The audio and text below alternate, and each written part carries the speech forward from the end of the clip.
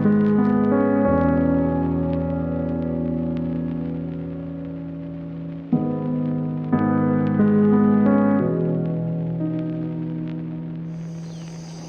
October 19th, 2001, elements of the 75th Ranger Regiment, as part of a Special Operations Joint Task Force, parachuted into Objective Rhino in Afghanistan. We've been continuously deployed to combat ever since. That's more than 7,200 days. And in that time, 52 Rangers laid down their lives in that country.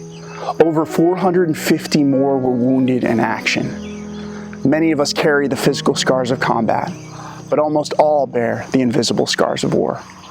And during those deployments, we forged deep friendships with brothers and sisters in arms who felt more like family than coworkers. We observed incredible moments of bravery and valor. We also witnessed terrible moments of heartache and grief. Over almost 20 years, the regiment shouldered more than its share of the task, energetically meeting the enemies of our country and trying to help secure a peaceful future for Afghanistan. To those of you who answered the call, we say thank you. Over the 4th of July weekend this year, news outlets announced the retrograde of Bagram Airfield and the successful exfil of the Joint Force. But in truth, that announcement hit many veterans of that conflict like a ton of bricks. There was a wide display of emotion across social media. Celebration, sadness, nostalgia, and grief. I started getting text messages from people that I hadn't talked to in years, who seemed to have been transported back in time.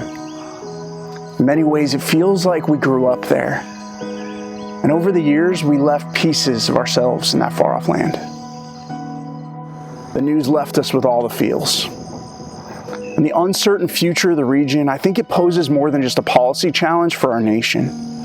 My concern as a chaplain and a caregiver is the risk of moral injury to those who have given so much. So what do we do about it?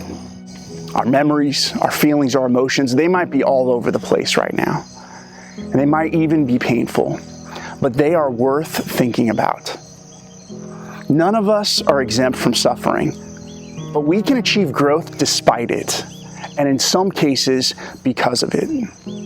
As Holocaust survivor Viktor Frankl wrote in his book, Man's Search for Meaning, in some ways, suffering ceases to be suffering at the moment it finds a meaning. And that's the challenge. That's our challenge. As Rangers and as veterans of that conflict, we need to take time to wrestle with our experience, to find meaning in the sacrifice. That's how we move forward in wholeness and in health. It's also important to remember, we didn't go to war alone, and we aren't alone now. Our creed admonishes us that I will never leave a fallen comrade. So in the coming days and weeks, I want to challenge you to reach out to your Ranger buddies, to those who fought on your right and your left, to check in with them, to take time to retell your stories, to remember those who laid down their lives, and to find new meaning in your experience. As Frankl said, between stimulus and response, there is a space. And in that space is our power to choose our response.